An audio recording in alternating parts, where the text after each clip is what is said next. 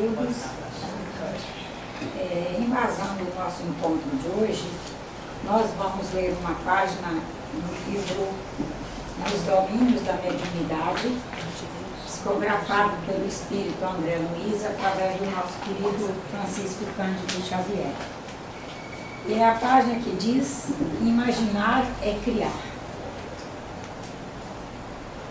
E especialmente escolhemos porque para trabalhar qualquer tema, muito especialmente o que escolhemos hoje, que é a relativização, relativizar os acontecimentos em nossa vida, é fundamental que nós estejamos conseguindo alimentar o nosso imaginário no sentido da produção de criações efetivamente espiritualizadas.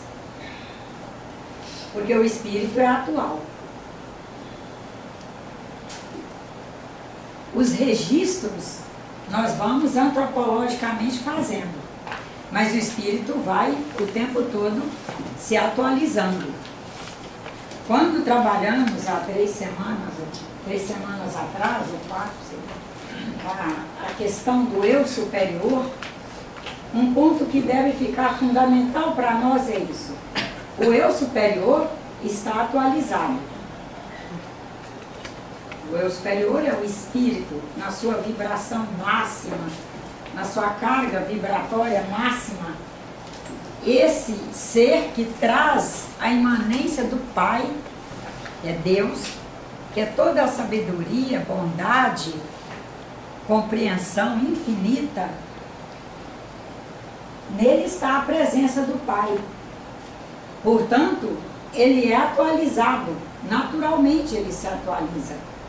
Nosso grande trunfo é nos convidar o tempo todo a deixarmos, a permitirmos que expresse o eu superior.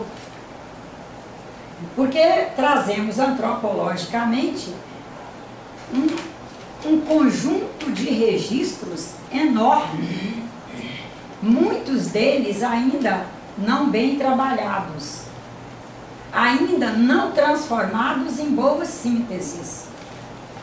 E é muito fácil nós resvalarmos e agirmos à luz desses registros, sermos agentes submissos. Olha que é paradoxo, né? Paradoxal. Sermos agentes, somos agentes, mas ao mesmo tempo podemos ser submissos a registros que trazemos e que não nos custa sacrifício nenhum para agir à força desses registros. O que nos custa esforço mesmo, nos custa trabalho, nos custa autocontrole, autoadministração e revisão, é agirmos à luz do eu superior, que é especialmente o ponto principal de jazida da produção do imaginário. É ele que imagina, mas nós o permitimos imaginar, e nós captarmos a imaginação do espírito. É mais fácil captar uma memória de um dia que essa moça não foi gentil comigo. É muito mais fácil para ela captar o registro de um momento em que eu não fui solidária com ela. E aí ela passa a agir à luz desse registro que ela levantou, estava lá na jazida, arquivado, podia estar arquivado bonitinho, mas ao nos faltar autocontrole, autoadministração, autodomínio, buscar o eu superior, faltou a busca ao eu superior, a gente vai na jazida das informações mais grosseiras que estão aí.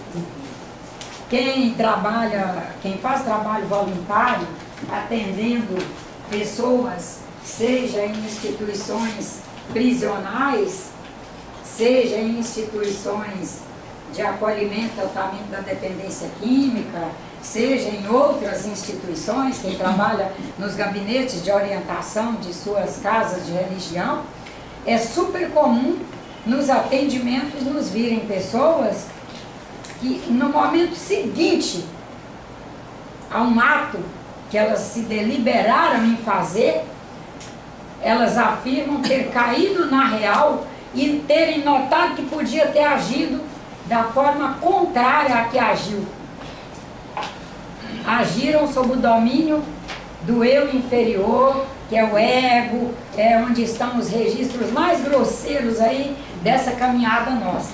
Então, falar em relativização, em primeiro lugar, nós temos que fazer uma revisão sobre isso, para nós relativizarmos à luz do eu superior. Isso não está,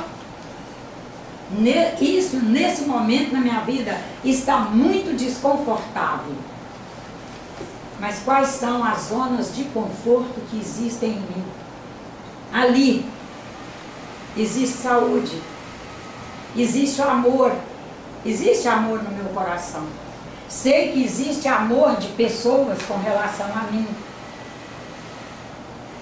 Eu tenho um trabalho, eu tenho a capacidade de trabalhar, de gerar renda, de gerar recurso para eu me manter aqui na Terra. Porque se por um lado nós não somos materialistas, por outro lado nós sabemos que temos que assumir nossas responsabilidades com a manutenção aqui. E valorizar que sabemos assumir responsavelmente a nossa caminhada, administrar o recurso que conseguimos gerar, seja através de um trabalho, seja através de uma aposentadoria. Sabemos administrar, não permitir que ninguém entre em prejuízo por nossa causa, em sufoco por nossa causa. Porque quando o irmão Einstein, imagina que de quando Cristo trouxe um verdadeiro manancial sobre relativização, todo o Evangelho de Cristo é relativizando. Mesmo que o próximo não te ame, ame-o. Perdoe quantas vezes for necessária. O que é isso? Relativizar. Só que a humanidade levou 2000 anos para alcançar a condição de enxergar essa clareza nos Evangelhos de Cristo. Se alguém lhe ferir uma face, ofereça a outra. Alguém feriu a face do ego, ofereça a do eu superior. Ele não está mandando a gente oferecer para apanhar de novo e tornar a pessoa, ao invés dela ter nos espancado uma vez, ela se tornar alguém que espancou 2 vezes. Não é isso. Ele está nos dizendo, ofereça a outra face. Ele lhe espancou, foi a face do ego, ofereça o eu superior. Ele espancou, foi a do eu superior, por não compreender isso, ofereça esse eu superior numa outra linguagem, numa outra formatação, mas ofereça, relativize. O irmão Einstein, ele efetivamente nos descortina a grande possibilidade de interpretar, de avaliar, de viver em mais extensão os Evangelhos de Jesus Cristo. Quando ele formula uma teoria da relativização. E quem quiser ler um lado humano do Einstein, porque às vezes a gente só conhece Einstein, cientista, tem um livro dele, chama Como Vejo o Mundo. Anotações que ele ia fazendo lá, trabalhando, ele ia fazendo anotações e rabiscos e engavetando, colocando numa gaveta. Um belo dia alguém foi lá, apanhou esse punhado de rascunhos e de rabiscos e compôs. Então o livro não é um livro com capítulos seguidos, história novelesca, não. É de capítulo, exatamente essas anotações dele. Sobre Deus, a vida, trabalho. Aí quem gosta de ler essas sínteses, sem ser novelescas, ama um livro. Porque nos faz assentar melhor ainda, não só no trabalho dele, ele como homem, como pessoa, pensador, mas Ele que nos ajuda a descortinar os evangelhos de Cristo, com a teoria da relativização, porque sem relativizarmos, é muito mais difícil sermos cristãos efetivamente. E a página que nós vamos ler do irmão André Luiz é: imaginar é criar.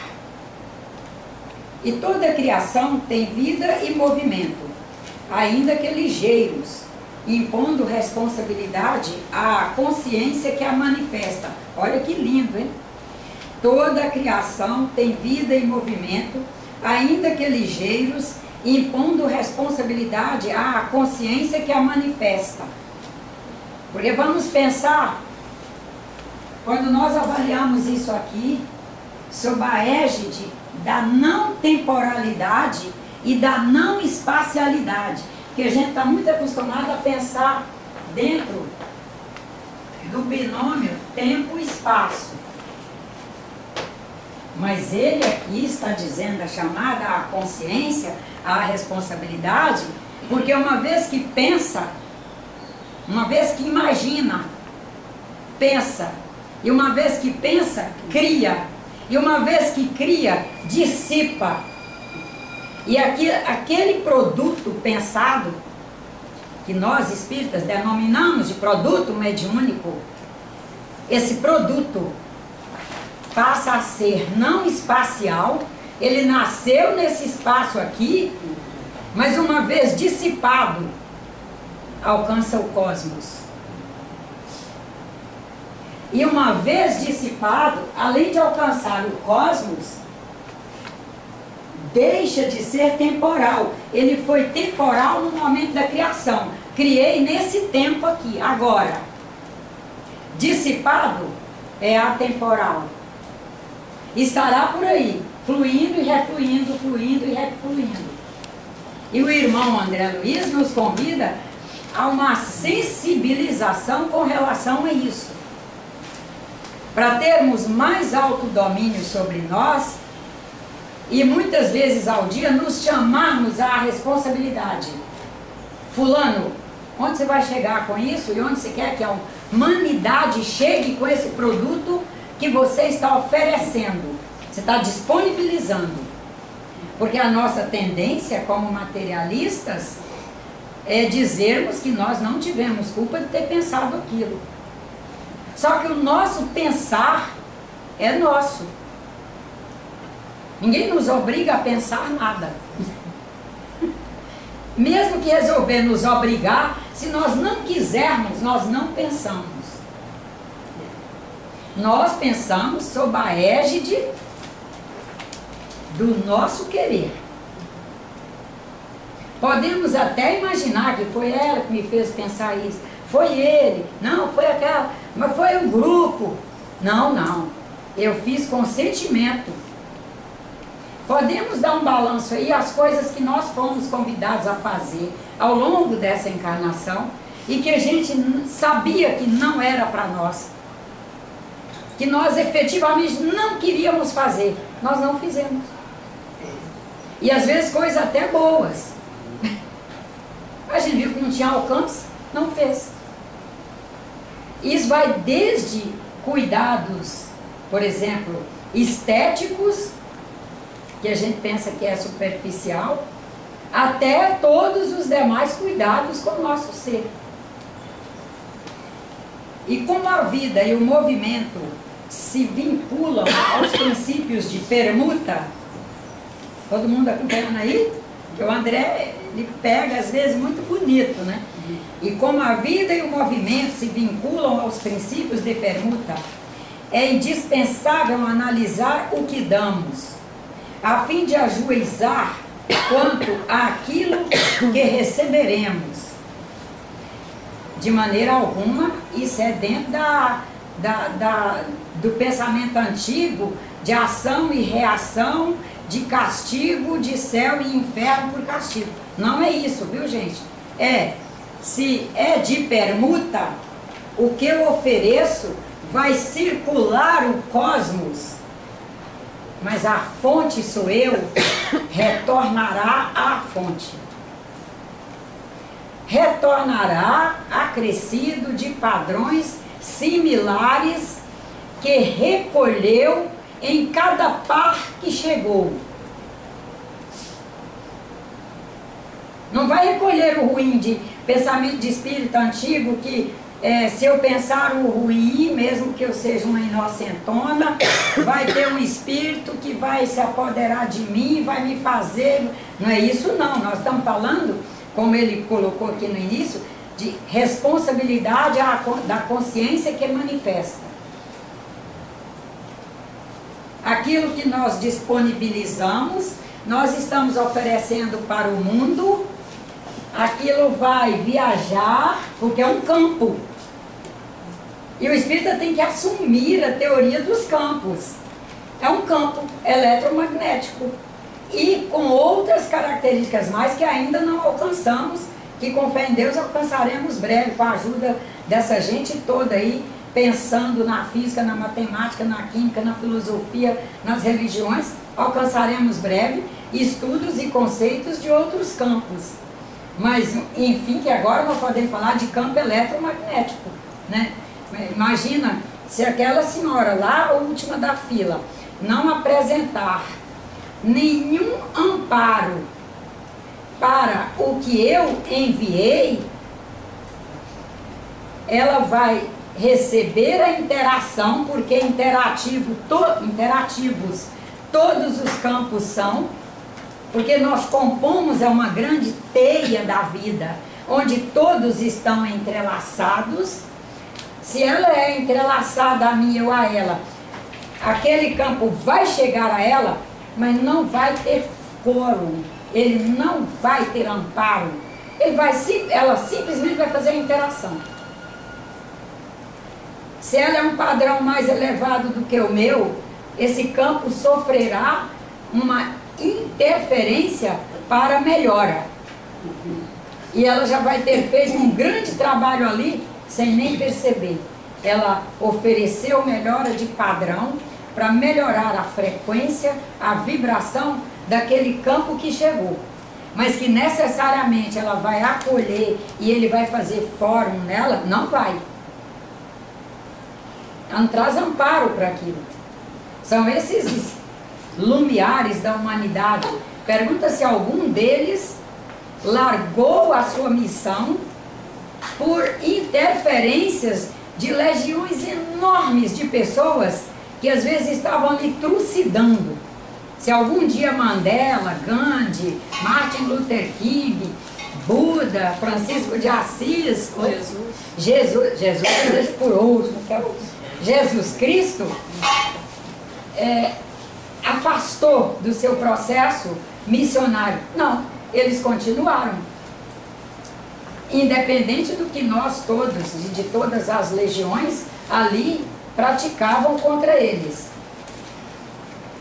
Quem apenas mentalize angústia e crime, miséria e perturbação, poderá refletir no espelho da própria alma outras mensagens que não sejam a da desarmonia e do sofrimento?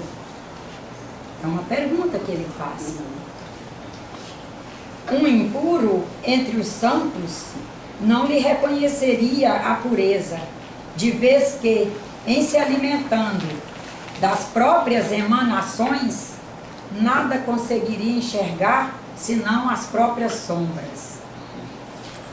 Quem vive a procurar pedras na estrada, certamente não encontrará os espaços de conforto para pisar seus pés. Bonito, né? Quem se detenha indefinidamente na medição de lama está ameaçado de afogamento no lodo. O viajante fascinado pelos sarçais à beira do caminho, sofre o risco de enlouquecer entre os espinheiros deste mato inculto. Vigiemos o pensamento, irmãos, purificando-o no trabalho incessante do bem, pois é da forja viva da ideia que saem as asas dos anjos e as algemas dos condenados.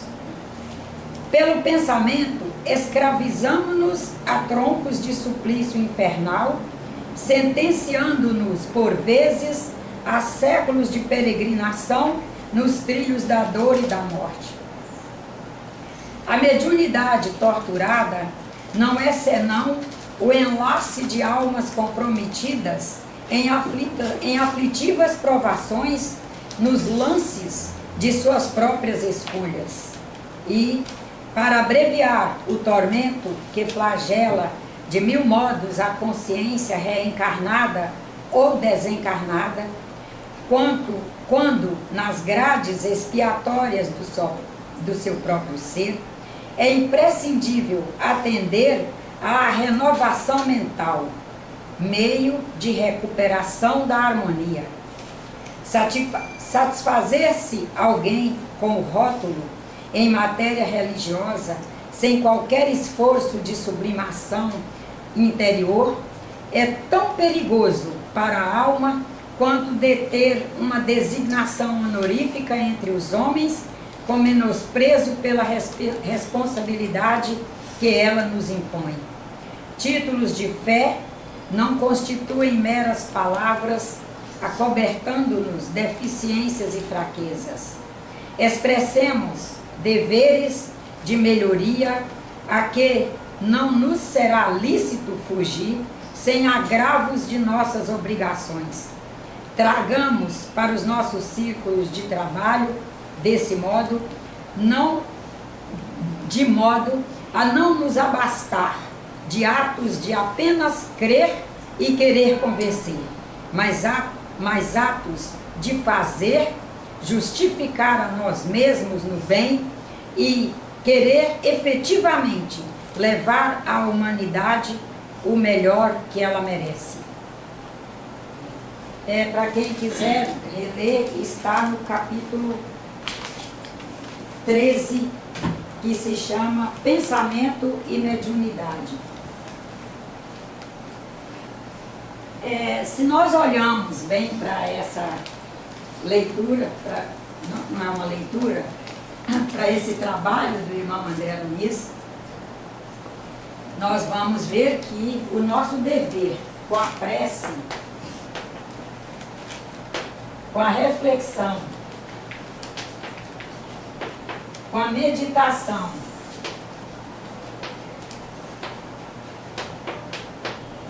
e com a atualização do nosso autoconhecimento,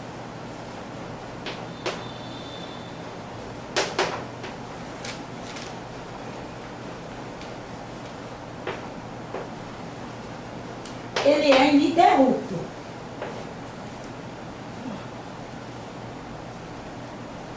E nós irmos conseguindo assumir a nossa caminhada como prece. Não é algo que a gente se prostre apenas uma vez ao dia, 2 vezes ou 3 vezes ao dia. Várias vezes ao dia, para não dizer inúmeras. Nós temos que retornar à nossa condição de Pai, oriente-me. Irmão Leocádio, me socorra, me ajude a ver isso de outra forma. Que é relativizar, ver de outra forma. Conseguirmos jogar luz naquela experiência. Todos estamos aí vivendo essas experiências o tempo todo. Jogar luz. E refletir é isso, é jogar luz.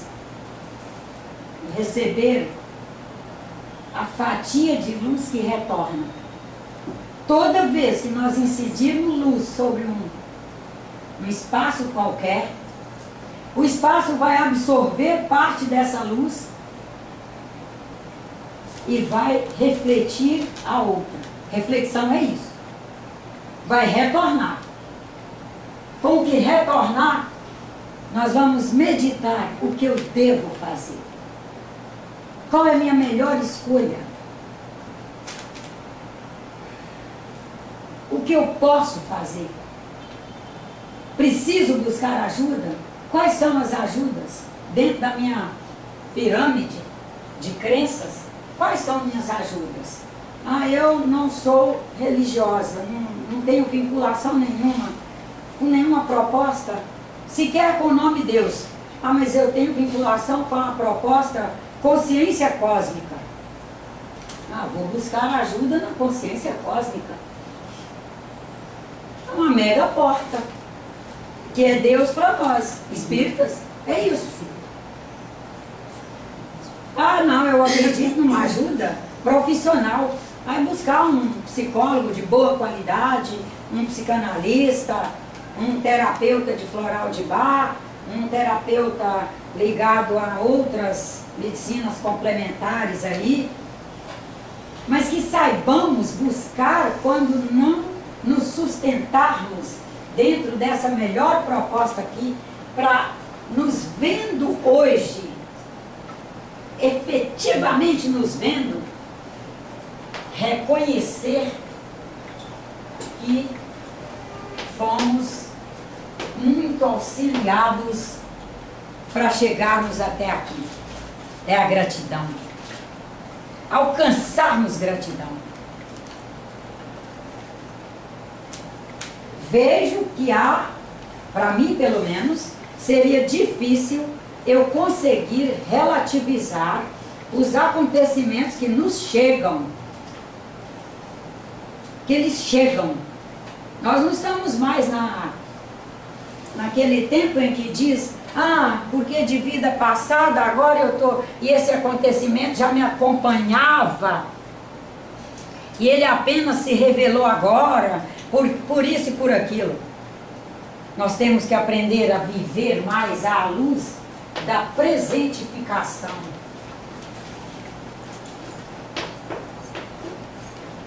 Porque a presentificação é que embasa a teoria da evolução. Se nós partirmos do princípio que o que eu vivo agora é exatamente o pacotinho que eu produzi em 1700, quando estive vivendo com fulano em tal lugar, é o pacotinho que eu produzi em 1400, ou mesmo, se é que eu não acredite que o espírito passa um tempão desencarnado para se preparar para um novo projeto encarnatório, se eu resolver pensar que é o que eu produzi há um século atrás, é o que eu estou vivendo agora, então é melhor que eu não fale que sou evolucionista. Não dá para ser nem espírita. Porque espírita do século XXI, ele tem que se ver, se admitir evolucionista.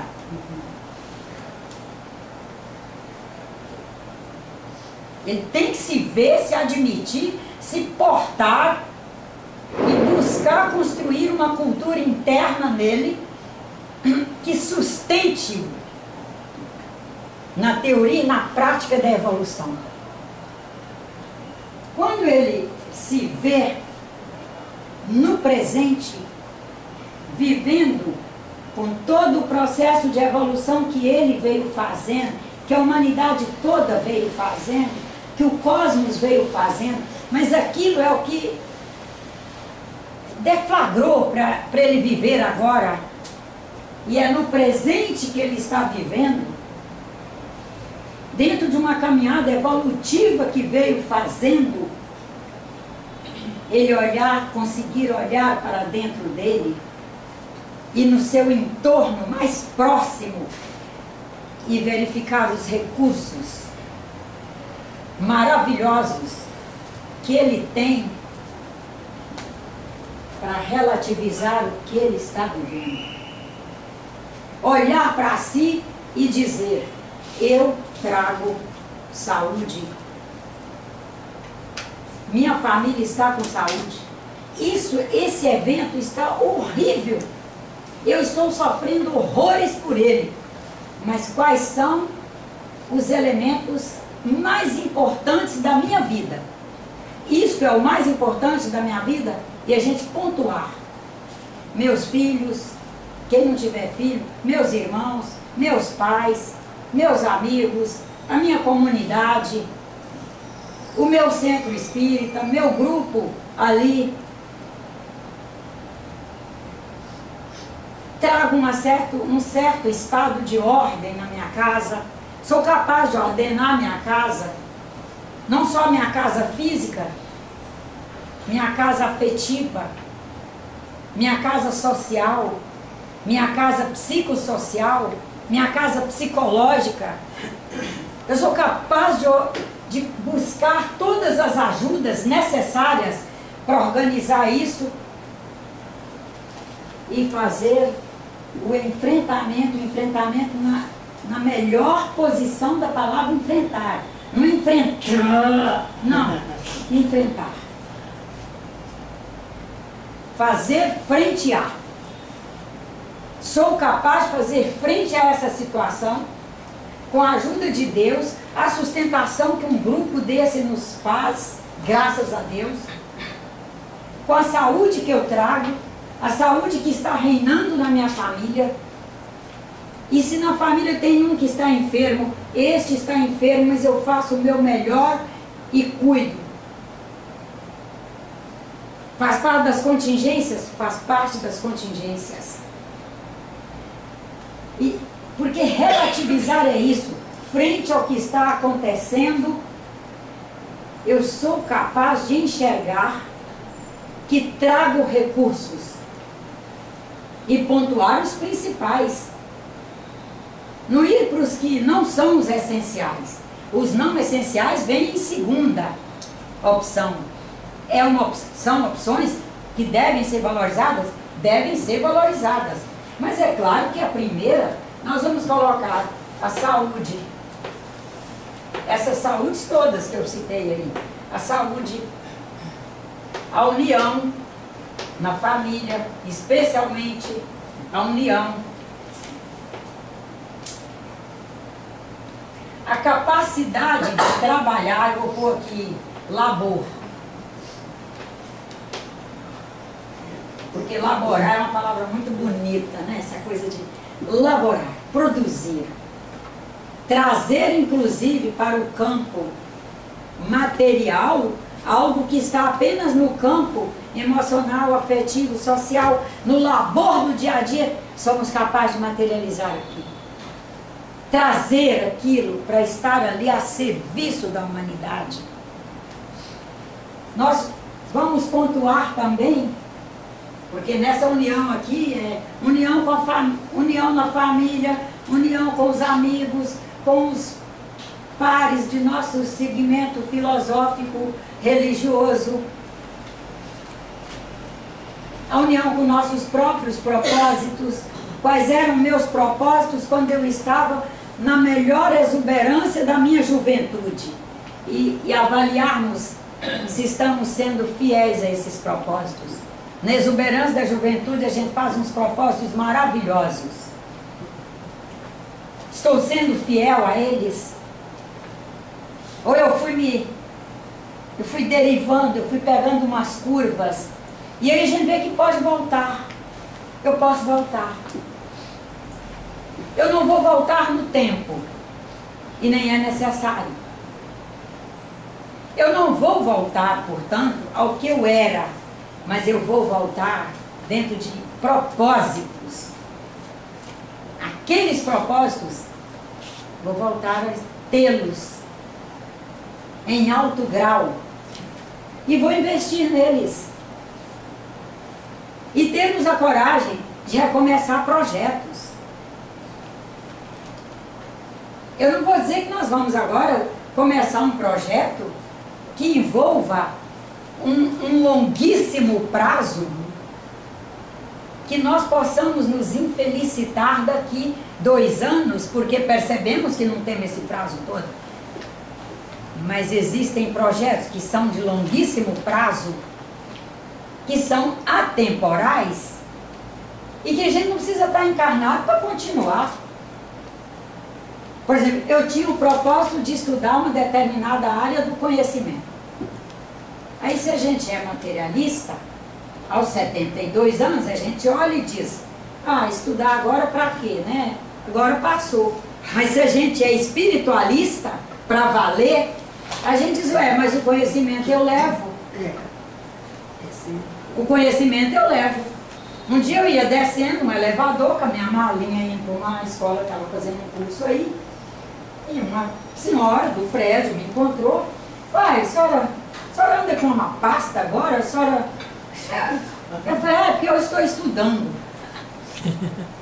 Estudando? Para que mais? Eu falei, para levar para a próxima encarnação.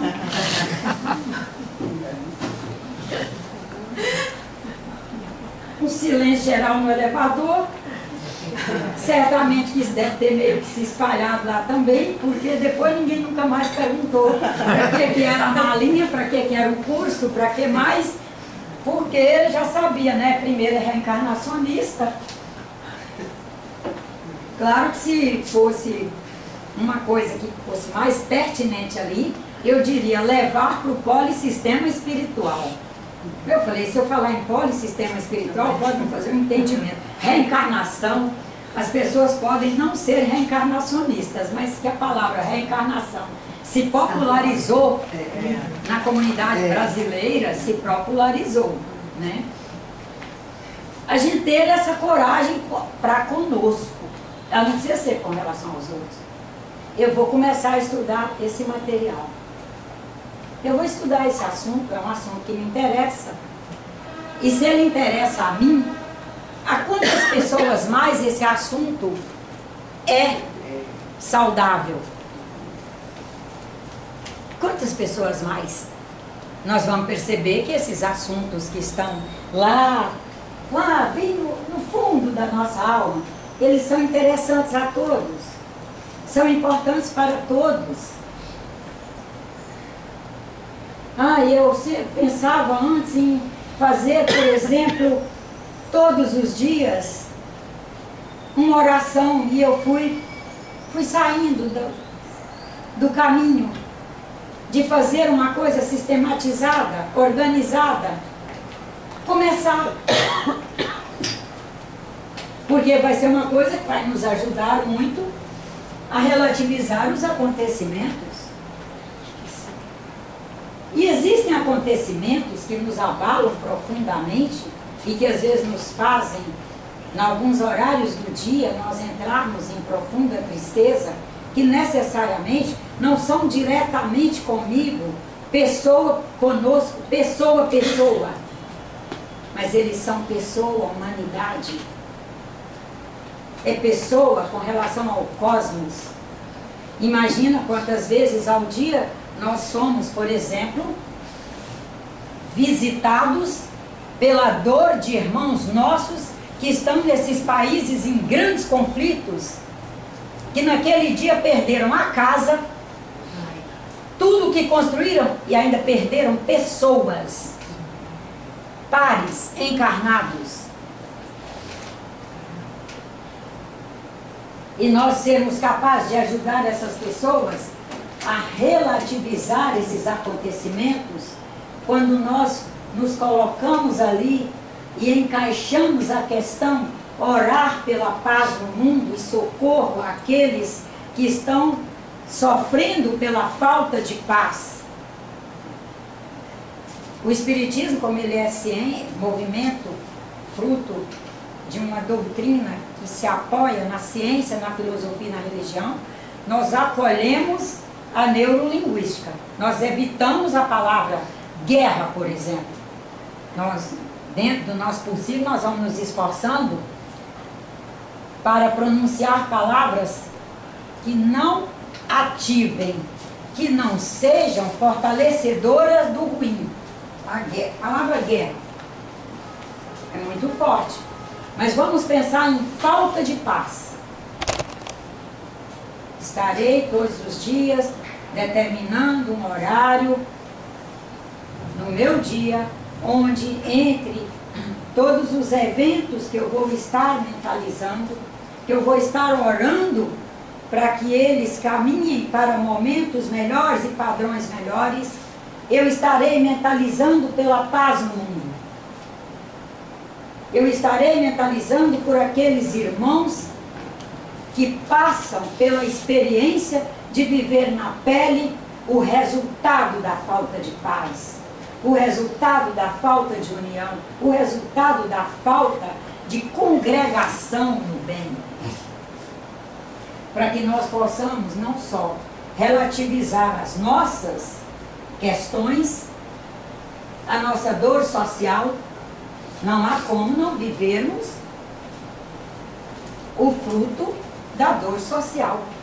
A gente teria que não ser parte na teia da vida, mas somos. Não adianta fazermos vista grossa, porque somos. E aquilo que a gente é.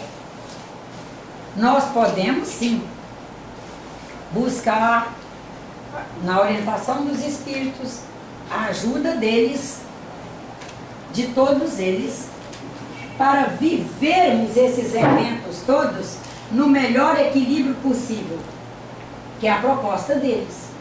Vivermos o que temos que viver no melhor equilíbrio possível para sermos produtivos a cada instante. Porque se perdemos a possibilidade do melhor equilíbrio, nós passaremos a ser produtores de dor social, ao invés de sermos colaboradores na diminuição da dor social. Até então, nós todos víamos as palavras com um só resultado. Até então, quando falava equilíbrio, a gente pensava numa coisa estática. Que equilíbrio fosse estático, ele até se movimentasse para ruim ou bom, mas a gente via meio estático.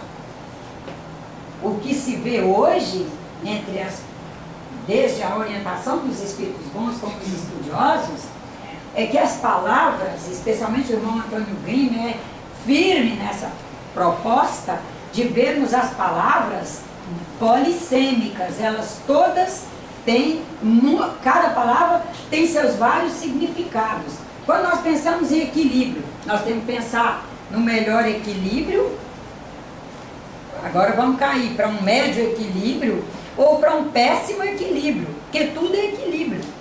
Alguém pode me encontrar e dizer assim: essa aí está sempre desequilibrada. O que ela está dizendo?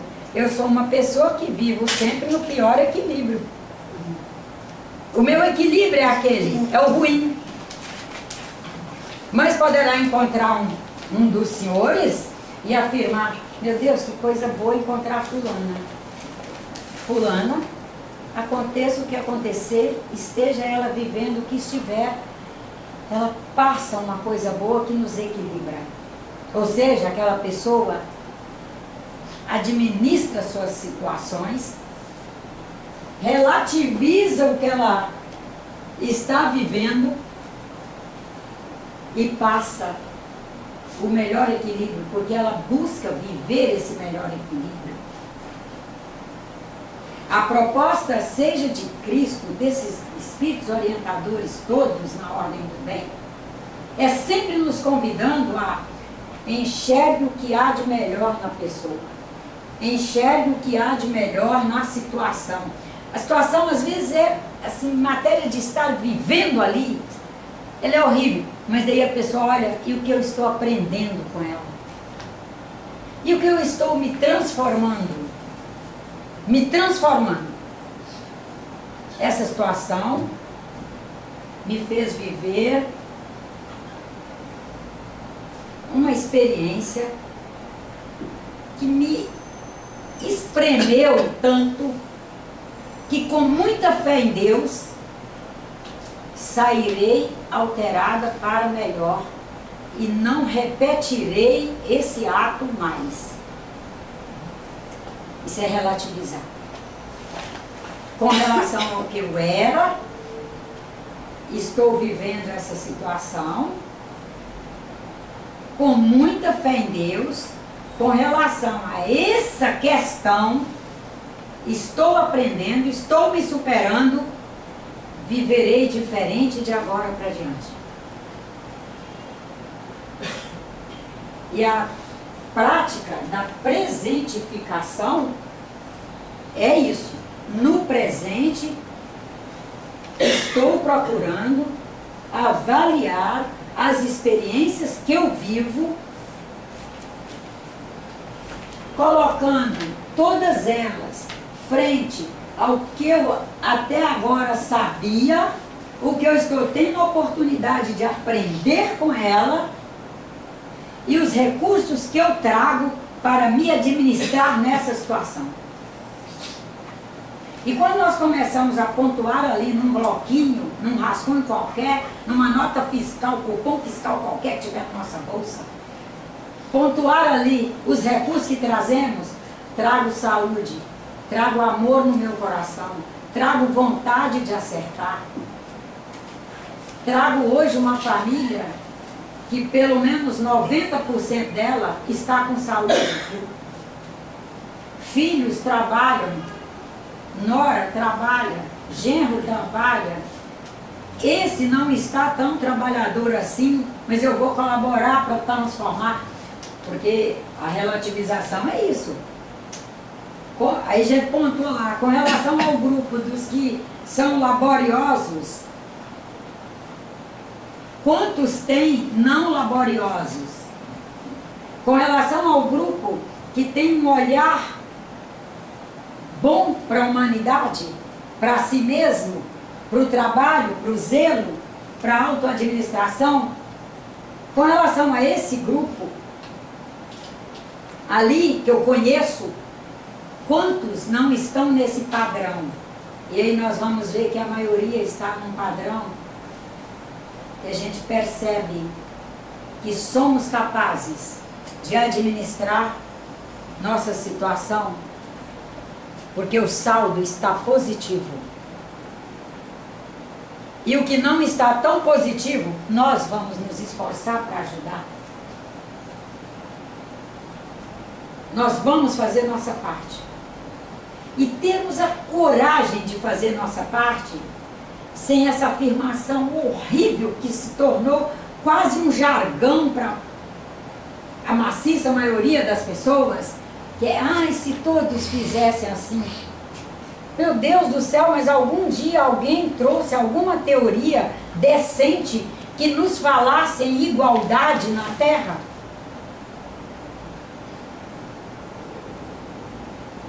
Nunca houve um estudioso, seja das religiões, das ciências médicas, sociais, das ciências humanas, nunca houve um estudioso, assim como nenhum dos espíritos orientadores nos disse que nós viemos para um planeta onde todos são iguais.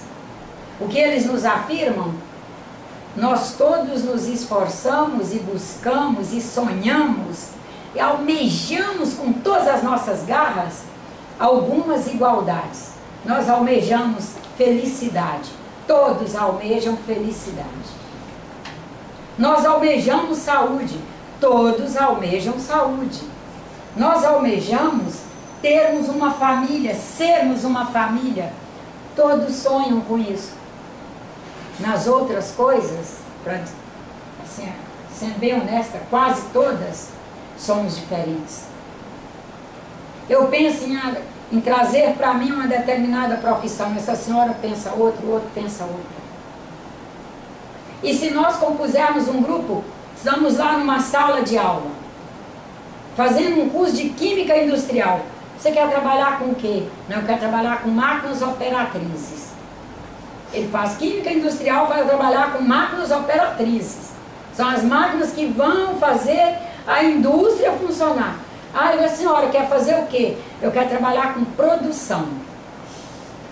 E o senhor? Controle de qualidade.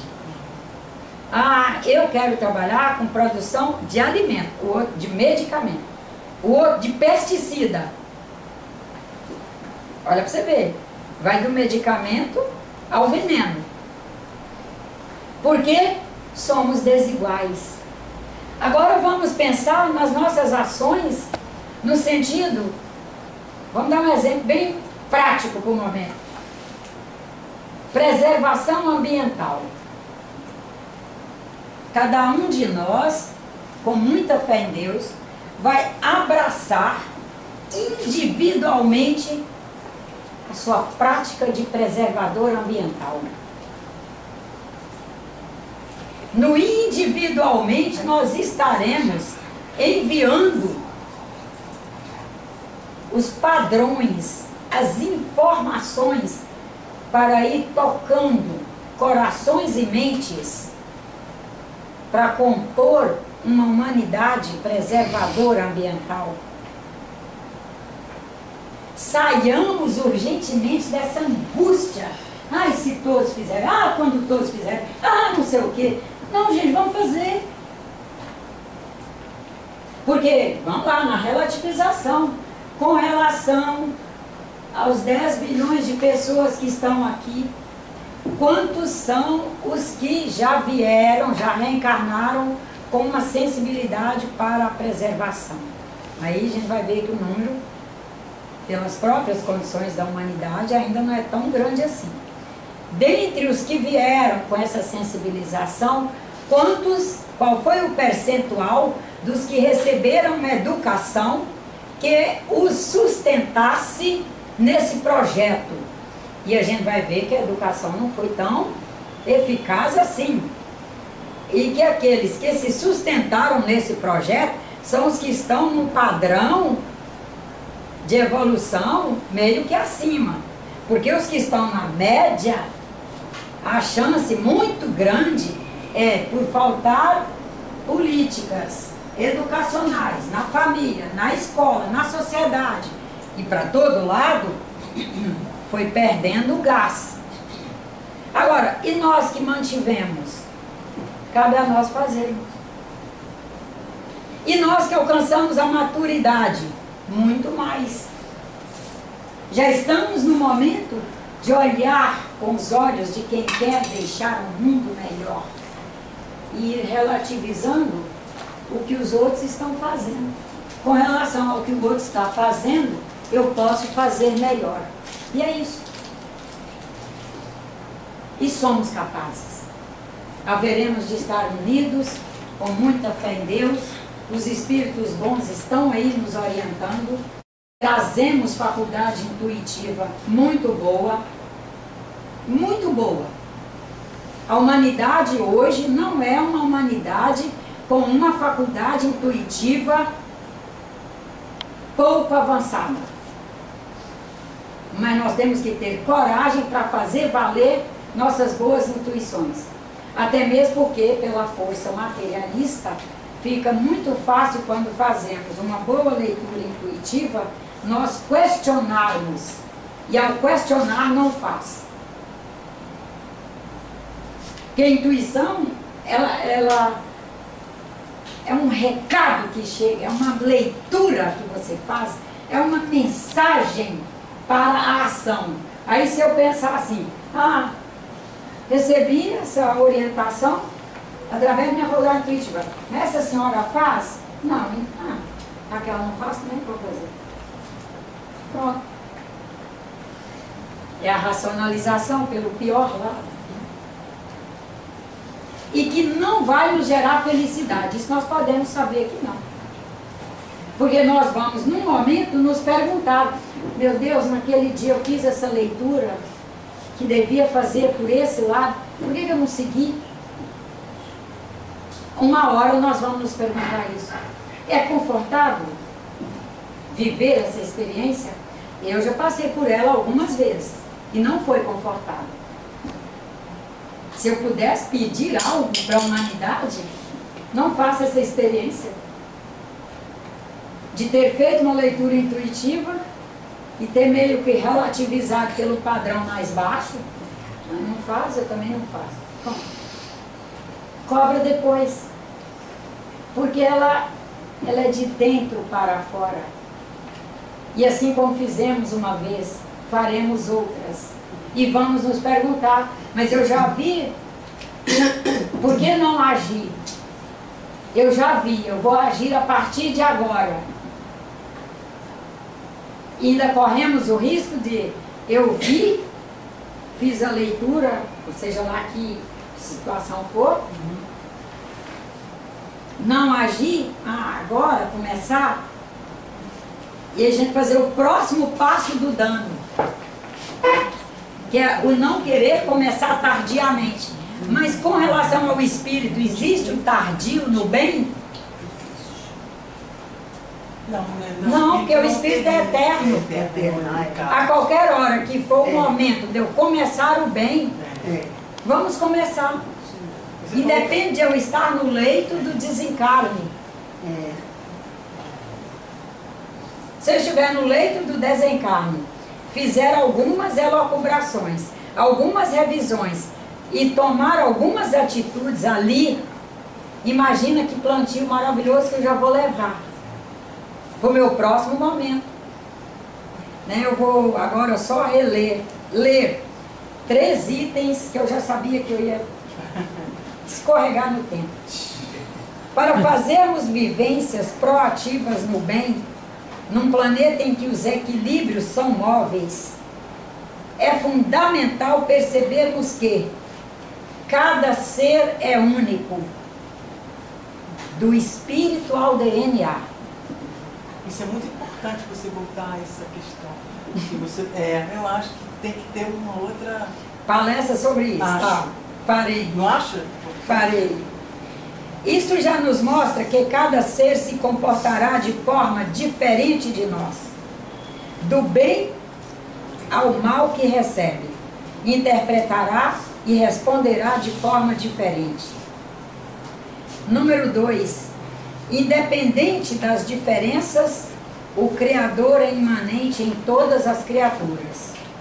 A qualquer hora, a transformação está acontecendo a cada instante. 3. Ele, o Criador, permite a inteligibilidade com a qual cada ser vai desenvolvendo sua inteligência para desenvolver mecanismos de resolução de desafios que o levem a retornar ao melhor equilíbrio, ou mesmo alcançar melhores equilíbrios que ele nunca tinha alcançado.